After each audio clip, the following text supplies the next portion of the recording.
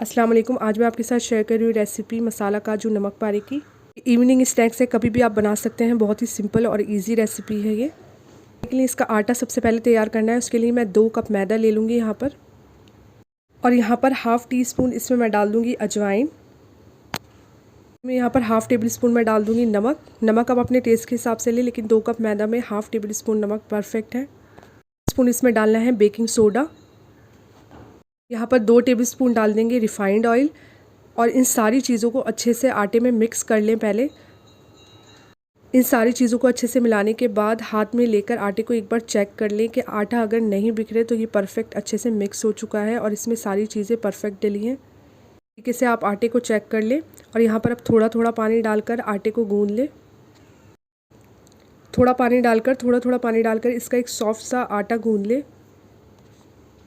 1 minute तक आटे को अच्छे से गूंद लें। यहाँ पर थोड़ा थोड़ा पानी लगाने के बाद इसको अच्छे से मुक्की लगा लें। आटा गूंदने के बाद इसे साइड में रख दें। 3 से 4 मिनट के लिए हल्का सा ऊपर ऑयल लगाकर ढक कर रख दें। अब यहाँ पर आटे के 2 से 3 पेड़े बनाने के बाद इसको अच्छे से बेल लेंगे। फिर इसके काजू की कटिंग कर लेंगे। जिस शेप में काजू होते हैं उसी शेप में इसकी कटिंग कर लेंगे। रोटी की तरह बेल कर इसको यहाँ पर इसकी शेप बनाने हैं काजू के। तो यहाँ पर मैंने एक बॉटल का कैप ले लिया है, और इस बॉटल के कैप की मदद से मैं छोटे छोटे काजू के शेप निकाल लूँगी इसमें से। इसी तरीके से सारी कटिंग निकाल लें। उसके बाद यहाँ पर दूसरा जो मैं पेड़ा लेकर दूसरी रोटी बना लूँगी, और उसमें से नमक पारे भी निकाल लेंगे। नमक पारे की कटिंग बहुत सिंपल होती है, वो तो सभी ने बनाए होंगे। तो उसको लंबा लंबा सिर्फ छुरी की मदद से, हम नाइफ़ की मदद से उसको लंबा लंबा काट लेंगे। सारे कट करने के बाद यहाँ पर अब तेल गर्म कर लेंगे। अच्छे से तेल को कढ़ाई में गर्म कर लें। तेल अच्छे से जब गर्म हो जाए तो यहाँ पर जो हमने पहले काजू शेप में काटे थे वो इसको इसमें फ्राई कर लेंगे, और उसके बाद ये जो नमक पारे हैं वो भी फ्राई कर लेंगे। पहले हाई फ्लेम पर कर लें, फिर फ्लेम को मीडियम कर दें ताकि ये जले नहीं। जब इसे ऑयल में डालें तो एकदम से आपको इसमें स्पून कोई नहीं चलाना है, वरना इसकी कटिंग ख़राब हो जाएगी। उसके बाद जब थोड़ा ये हल्का सा फ्राई हो जाए तो स्पून की मदद से इसको हल्के से चला लें।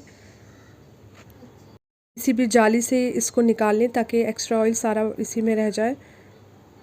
इसको टिश्यू पेपर पे निकाल लें। ये बचे हैं वो भी डालकर इसमें फ्राई कर लेंगे। इसको फ्राई करने के बाद जो नमक पारे हैं वो भी इसी ऑयल में पहले हाई फ्लेम पर फिर मीडियम फ्लेम पर इसको फ्राई कर लेंगे।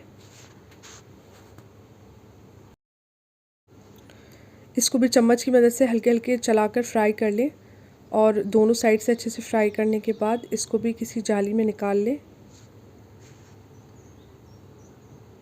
बाकी बचे हुए हैं वो भी इसमें डालकर फ्राई कर लें, और इसको भी निकाल लें। ये थोड़े बड़े बड़े साइज़ में मैंने फ्राई किए हैं। अगर आप चाहें तो इसको थोड़ा सा बीच में से तोड़कर छोटा फ्राई करना चाहें तो बीच में से 2 कटिंग करके भी इसको फ्राई कर सकते हैं। सारे फ्राई करने के बाद यहाँ पर जो काजू हैं वो एक बोल में मैं डाल दूँगी। इसमें अभी मसाले को मिक्स करना है, और नमक पारे तो वो सिंपल ही रहते हैं, लेकिन यहाँ पर मसाला काजू की नहीं, इसमें मसाला भी मिलाना है हमें। मसाले में यहाँ पर हाफ़ टेबल स्पून में डाल दूँगी गरम मसाला। ये होममेड गरम मसाला जो होता है वो डाला है मैंने इसमें। 1/3 टीस्पून इसमें डाल देना है हींग। हींग को हल्का सा पीस लें। हाफ़ टी स्पून इसमें मैं डाल दूँगी लाल मिर्च पाउडर। हाफ़ टेबल स्पून इसमें डाल देंगे चाट मसाला। इन सारी चीज़ों को अच्छे से मिक्स कर लें,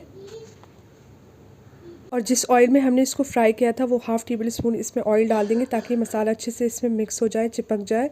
और जो काजू होते हैं ओरिजिनल काजू के लिए भी आप मसाला काजू बनाना चाहें तो यही मसाला उसमें यूज़ कर सकते हैं। बहुत टेस्टी मसाला काजू बनकर तैयार होते हैं।